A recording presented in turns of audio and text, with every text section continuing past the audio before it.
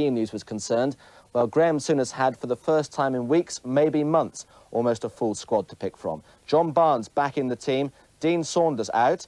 Souness himself, incidentally, never played in an FA Cup final for this club, despite the many other medals he won with them.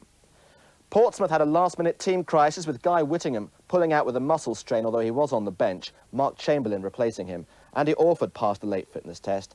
Darren Anderton, it is said, could be a Liverpool player in the not-too-distant future, but this afternoon his sole intention was to knock them out of the cup. Watched by Martin Tyler.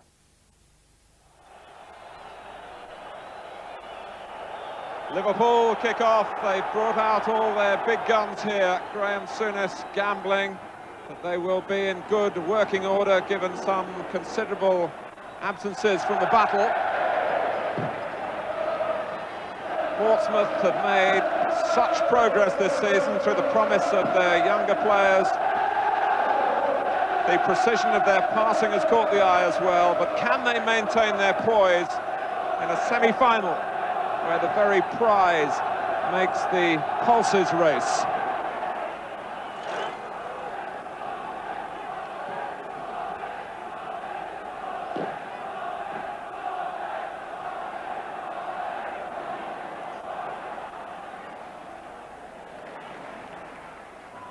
Plus Rob Jones and Steve McManaman of the Liverpool team here haven't sampled a semi-final of the FA Cup before. Rush, who knows all about this tournament. Houghton. Barnes cropping up on the right, waiting for Jones to move outside him, and for Houghton to come through the centre.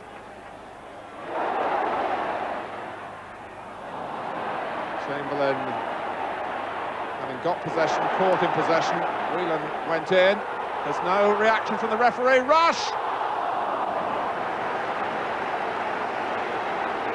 Well, the Ian Rush story is already an important chapter in the FA Cup history. And the story not yet over. Mark Chamberlain, having seemingly stepped in for Portsmouth, was caught out. It was awkward for Rush to try and retrieve from that angle, but with Knight committed, it was a chance. Chamberlain complaining to referee Martin Boddenham.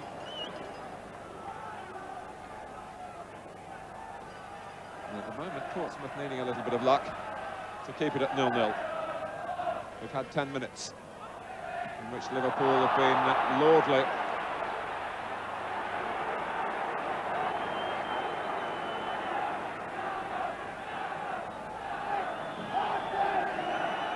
But that challenge on Chamberlain has left a serious mark. And Mark Chamberlain, who was called into the side only an hour before the kickoff, he was told that Jim Smith had decided to make the change and leave out Guy Whittingham. But it's a comeback that's been very sadly cut short. Warren Aspinall comes on. Aspinall, who had a spell on Merseyside with Everton. Both there and subsequently with Aston Villa and indeed with Portsmouth. He hasn't quite been as productive as seemed possible early in his career. Clark, it's a lovely header down from McLaughlin.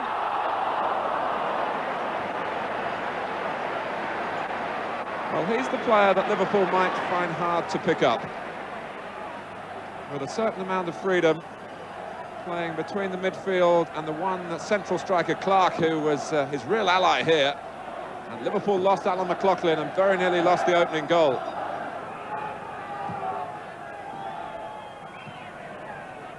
Burrows. Liverpool using Barnes to support Rush through the centre. And Jones running away from Aspinall until he decided to check. He could have gone on. Playing the safer ball to McManaman, linking up with Thomas and Barnes. Well, the approach work is admirable. But in FA Cup ties, chances have to be taken. And Liverpool haven't done that yet. A lovely touch. And Barnes was leaning back as he made contact with the usual outcome. Here's Anderton.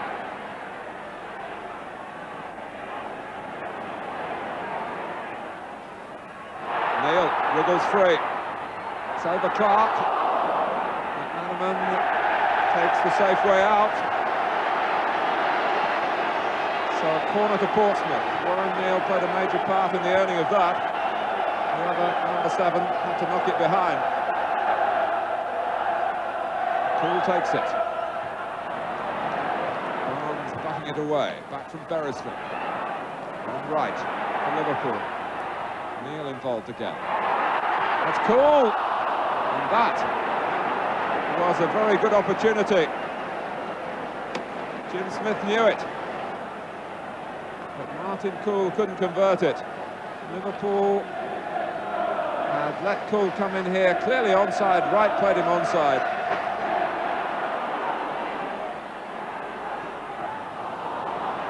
Orford just managed to squeeze the ball out from under his foot then. So get a back pass away before Barnes was on the scene. Liverpool have had problems with second division sides this season. They needed 2 bites against Bristol Rovers and Ipswich in the FA Cup, of course. And you go back to last year where Blackburn almost knocked them out. And it's Portsmouth who have a chance with McLaughlin. Brilliant stop by Grobbelaar.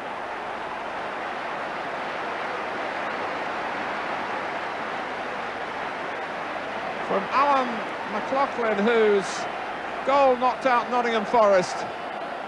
And with Grobbelaar in no man's land, it seemed, he suddenly found himself in the right place to get it up and over the bar. And Portsmouth have a corner when they so nearly had a goal. Simons, McLaughlin again, Clark, Grobbelaar. But how?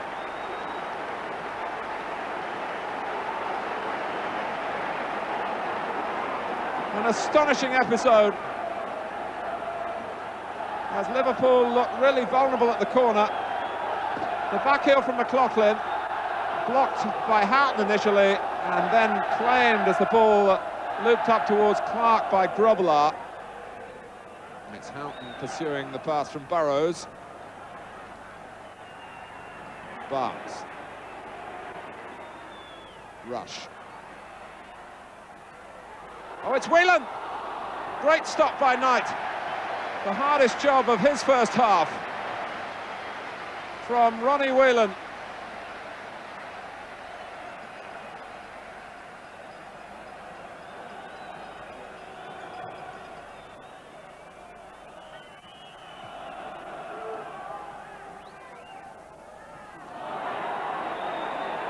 Another day, Rush might have got a free kick then. Not today. Beresford. Oh, Grobbelaar comes again. And when you think you've seen his most extraordinary antics, he tops even that. The header of a centre-back from Liverpool's goalkeeper. And you wonder whether he had to be there. But he's dealt with the danger. He calls it his Mad Hatter moments.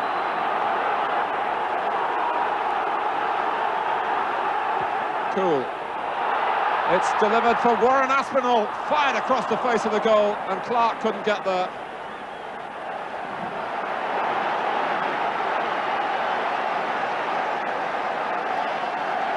There's a more tuneful note at the moment to the Pompey chimes.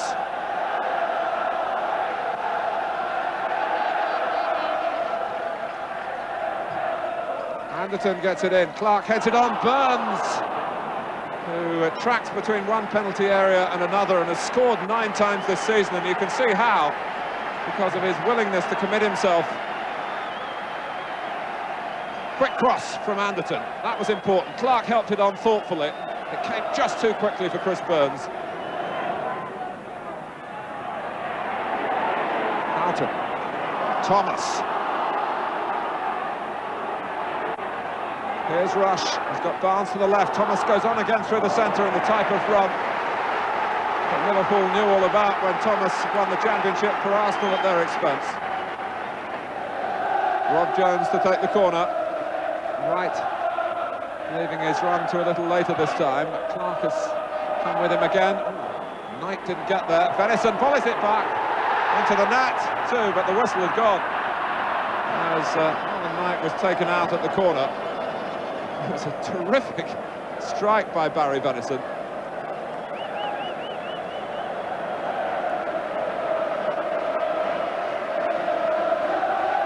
And it was Mark Wright who was presumably judged to have fouled the goalkeeper.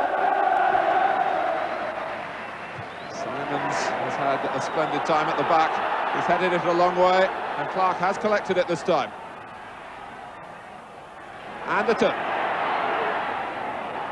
It's for Aspinall to head down again. Burns is in there. Wright reacted in the nick of time.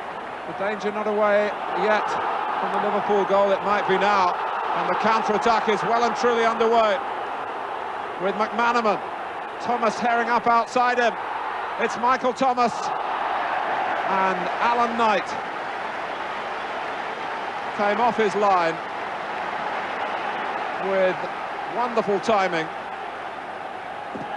as Liverpool raced virtually the length of the pitch. Clark is there again. Gives himself the luxury of a second touch. And Portsmouth can regroup.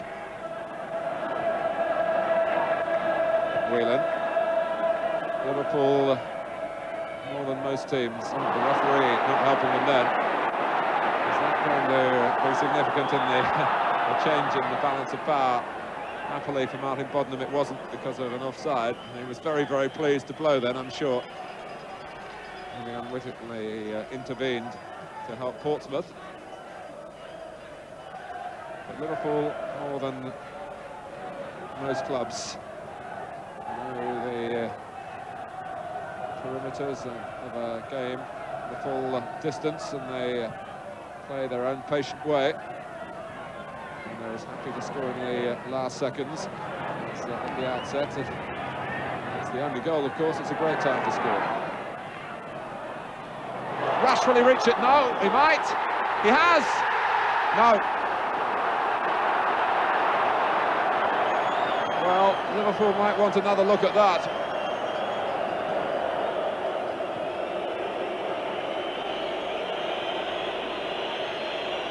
McManaman got it through. Out came Alan Knight.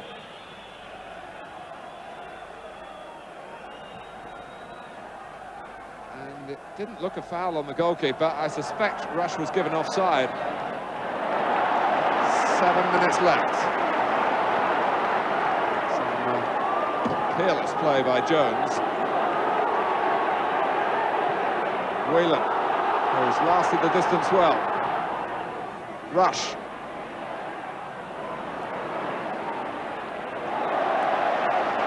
Liverpool's throw.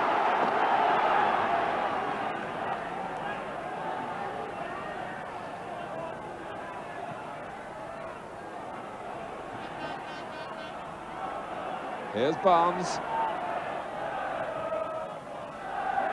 Thomas! Oh, right across the face of the goal, beyond the far post, beyond McManaman.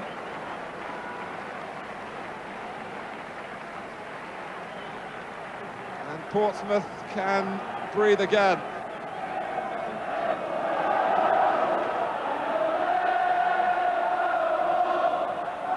Neil. Nicol had a look and couldn't get there. Great advantage from the referee, Clark.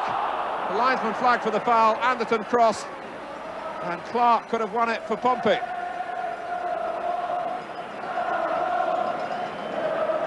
Anderton got the better of Nicol, and Clark side-footing it at the near post, but lifting it.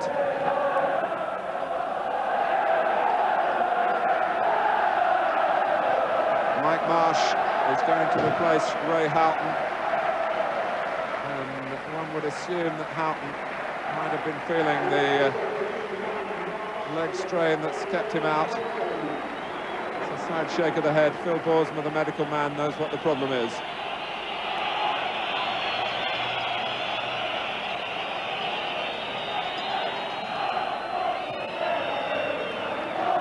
Portsmouth, we love you is the cry from the right-hand end. And how they've earned that affection and adulation. But Thomas only over to Burns. Well, you have to hand it to Portsmouth. Great credit to take Liverpool to extra time. After 90 minutes at Highbury, Liverpool 0, Portsmouth 0.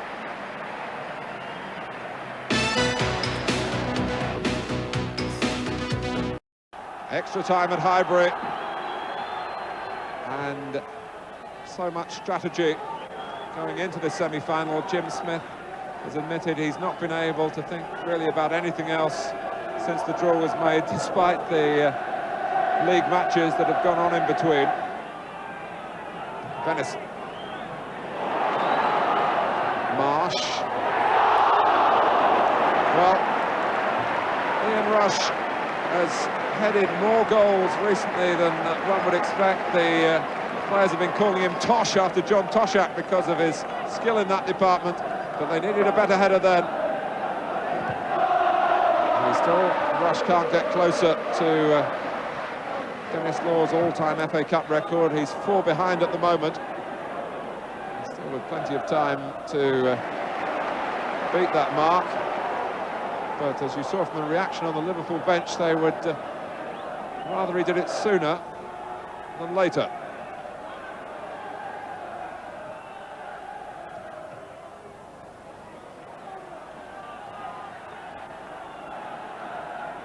The openings for Liverpool have been there, despite the tenacity of Portsmouth. And maybe another one coming up. Whelan. Away by Burns. Rob Jones reacted well to it. McManaman. To do too much in the end. Jones got it back. Rush gets it down. Oh, the bar this time. Well, he headed over it, and now he struck it. And when you see things like this, you start to believe that it could be Portsmouth's day and not Liverpool's.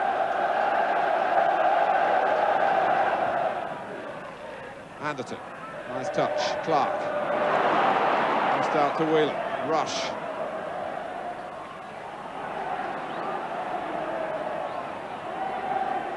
Six years ago, Rush did it for Liverpool in extra time against Southampton at White Hart Lane in the semi-final. He's had the opportunity to emulate a 2-goal haul then here.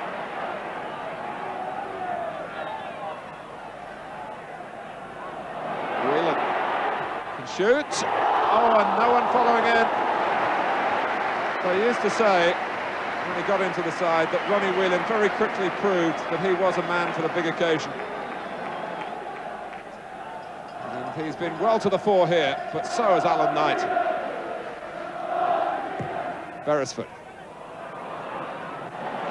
Wright got to the ball as Aspinall arrived. Warren Aspinall has had, by his own admission, a weight problem in his career.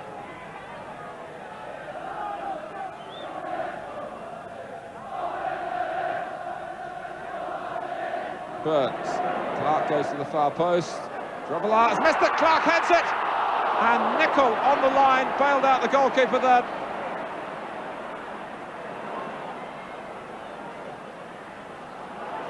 Well, just when you think life is back to normal again in a Liverpool goal, that happens. Jones. Colin Clark couldn't head it hard enough. I doubt if he was taken by surprise. Beresford trying to get it beyond Nicol, who got in behind a goalkeeper whose colourful style has leave Liverpool in the lurch from time to time. From you sensed what might happen, and he was in the right place.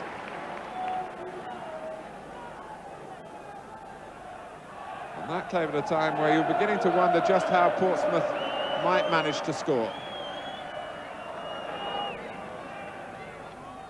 McManaman, foul by Beresford. We were saying that often in the first half during a spell in which Beresford was booked. As to try and sort out Steve McManaman. Well, it gives us a chance to reflect on Grobbelaar's mistake, Clark's header, and the rescue act from Steve Nicol. But Graham Souness has had so many players crippled, and it looks as though, with a couple of minutes left in the first period of extra time and all the second period to go, Liverpool will have to labour with 10 men. Anderton. Beresford. Here's Burns. Anderton and Clark have got into the centre, and Burns has got the ball there for Clark, for Anderton! Well, it was set up splendidly, and that quality nearly extended to the finish. Clark headed down, Anderton hit it very hard, true it seemed, but not quite. Alan McLaughlin, to a standing ovation from the Portsmouth supporters, goes off. It's tactical. Guy Whittingham, who's had so much publicity over the last couple of years as the former soldier brought out of the army for £450, and who's certainly been an excellent addition to Portsmouth's squad. Well, there's a switch in the state of mind here, surely. Portsmouth, who got themselves into the underdog mentality and all the fighting spirit that that can bring, now really cast as the favourites with the extra man. But Liverpool at times have made light of that with the passing. Anderton, put clear. Is this it for Portsmouth? It is!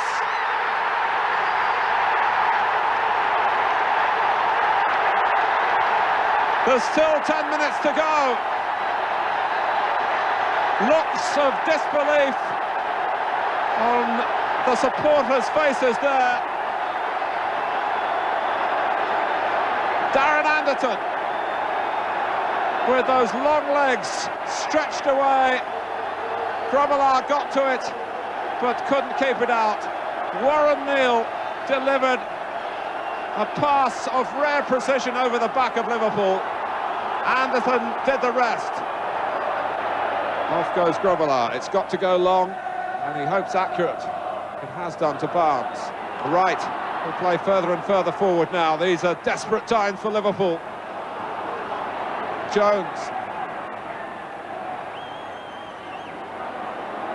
Nicol. And still, brought down crudely by Orford.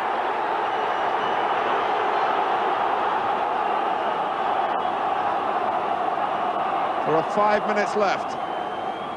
Andy Orford moved out then in a moment of panic, really, for Portsmouth. The punishment fitting the crime.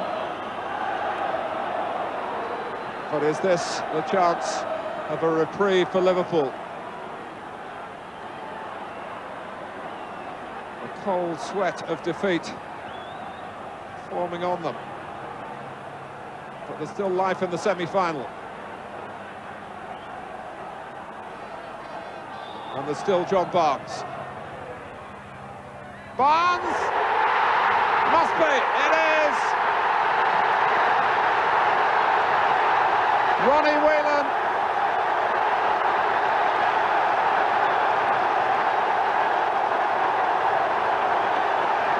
Ronnie Whelan followed in.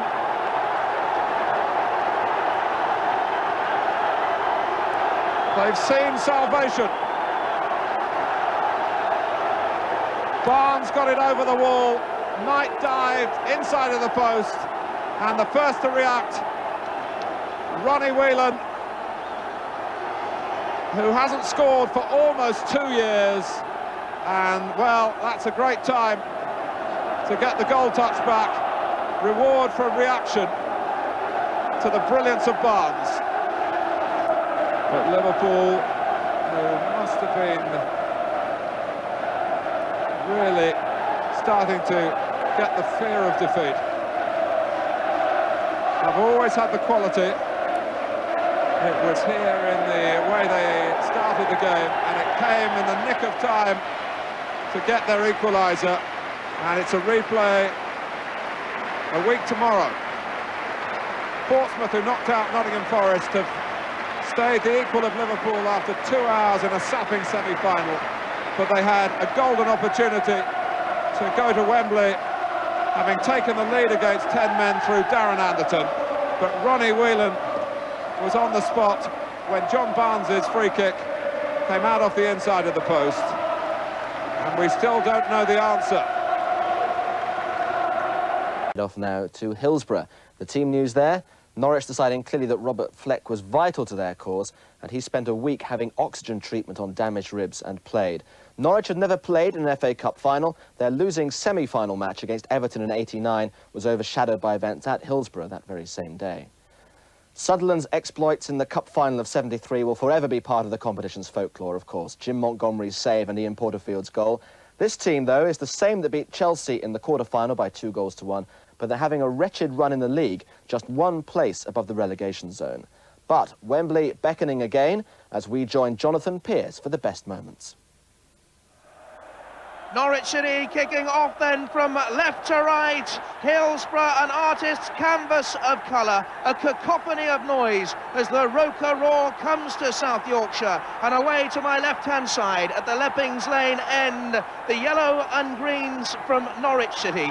Just one hurdle before the Twin Towers of Wembley for these two clubs who met in the so-called friendly final, the League Cup final of 1985. And again, it has been a marvellous atmosphere as the first touch comes to Tony Norman then in the Sunderland goal, who was doubtful all week, but it'll be all pulled back for Paul Hardiman to take the throw in. Sunderland starting with what looks like a flat back four, and Norwich using the sweeper system. But Sunderland away down the left-hand side. The cross from Armstrong, the man who killed Chelsea in the quarter-finals. Rogan's header forward for Sunderland. Bowen, the Norwich skipper, away. Back to Davenport. Davenport, he's drawn Polston out wide. The cross, taunting and teasing and dropping behind Mark Walton's far post. All the omens point to Sunderland. They have the traditionally lucky Hillsborough home dressing room. They won here in the '73 semi before lifting the cup. In that season, 5 of the squad celebrated the arrival of new babies. This season, exactly the same number of new Rokerites delivered to wives and girlfriends of the team. And in the build-up to that winning semi-final of '73, Sunderland had a game rained off in midweek as they did this week. Bowen's cross now, though, for Norwich. And an early chance, brilliant save! Tony Norman, the header from youngster Chris Sutton. And Norman got down well. First corner of the game, then. Once more, Sutton was in at the near post. The header, though, was by Rob Newman. And this time sailed easily over. Bowen's delivery into the box. And Sutton, the flicked header. Good save. Bowen over the top to Fox. He's got beyond the offside trap. All the early pressure Norwich's way. Newman's at the far post. Newman back across. And Norman again flicks it wide, but the free kick is given. Sutton was pushing at the far post, and Sunderland stretched wide open in the early stages. The keeper got a touch again. Newman allowed to come round the back, the header square,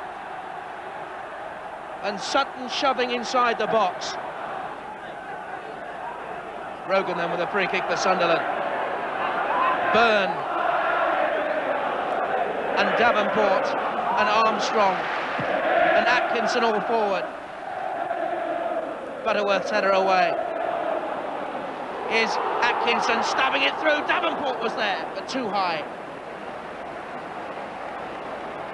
Peter Davenport hasn't got a great scoring record in the cup, despite the smiles.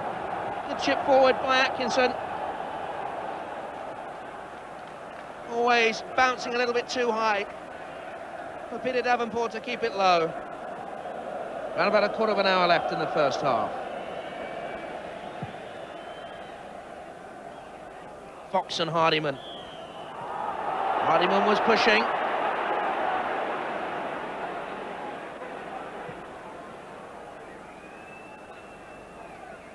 Butterworth has gone forward.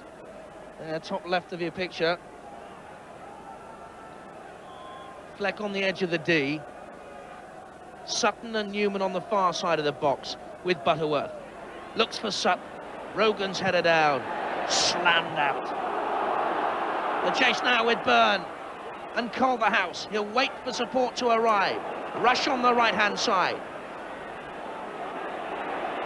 Atkinson's made the run, he's onside. Atkinson to Byrne! John Byrne maintains his record of scoring in every round. And Sunderland of the second division go ahead against Norwich in the first. And once more the Republic of Ireland International has done it. Atkinson beats the offside trap. Was Byrne offside in the middle though? The easy head in, but was Byrne in an offside trap when the chip went over? Atkinson certainly was onside. And Byrne finished it off neatly.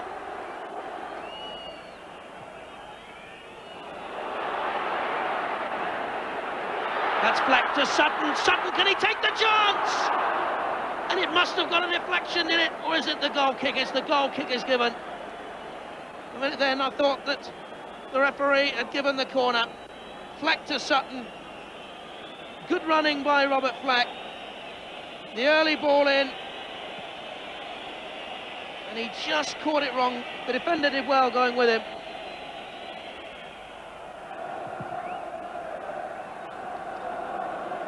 Byrne and Polston. Oh, he held it up brilliantly, Byrne. How about that for a striker whose confidence is soaring? John Byrne. How long ago now those days seem at York City at the start of his career. Pinged it in from way, way out. Bowen to Fox. Rogan has gone across and did the right thing then, Anton Rogan. He knew if he'd taken the extra step and gone and closed to Fox on that touchline, Fox would have hit it and run past him. So he just cut the angle off. Fox to Bowen. Newman is making a run. Sutton is round the back. Sutton! Chris Sutton with Norwich's best chance of the game. And their teenage goal-scoring hero of the cup so far. Got it into the position, but lifted it over. Nice chip forward. Reminiscent of Rush's chip for the Sunderland goal. All very tight there. Polston did well. Newman to Fleck. Kevin Ball's challenge, play on. Norwich would have wanted the free kick the way it worked out. Bowen, Ball and Fleck are still down. Newman saw an early opportunity. Ball's challenge was rated fair, but he caught Robert Fleck. Shin to shin, it looked like. But sad for Kevin Ball, who's had a magnificent game at the back. It's his dream to play in the cup final against his old side, Portsmouth.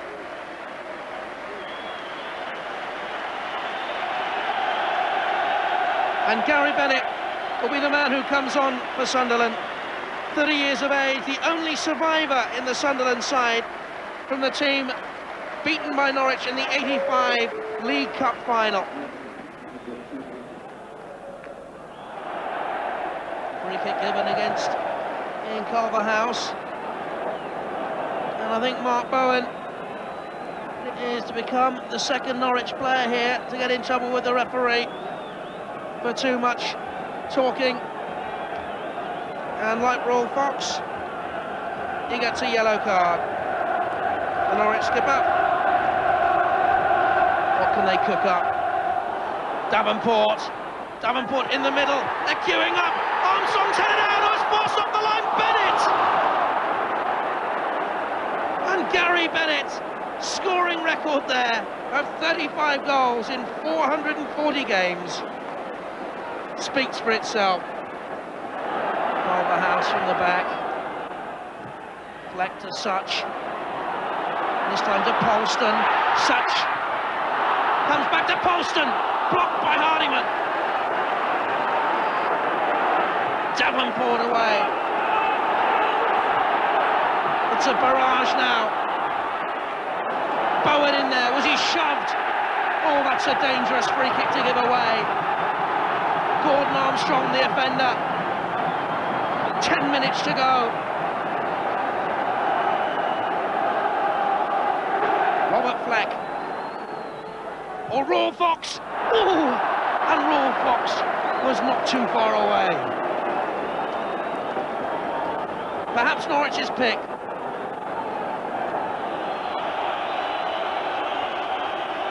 Kay's throw in, rush on to Byrne, and John Byrne gets the last touch as Sunderland make Wembley, and Byrne is the hero. John Byrne scores again, and Malcolm Crosby, the Sunderland manager, goes to Wembley in his first few weeks, and the celebrations start for the Rokerites and their hordes.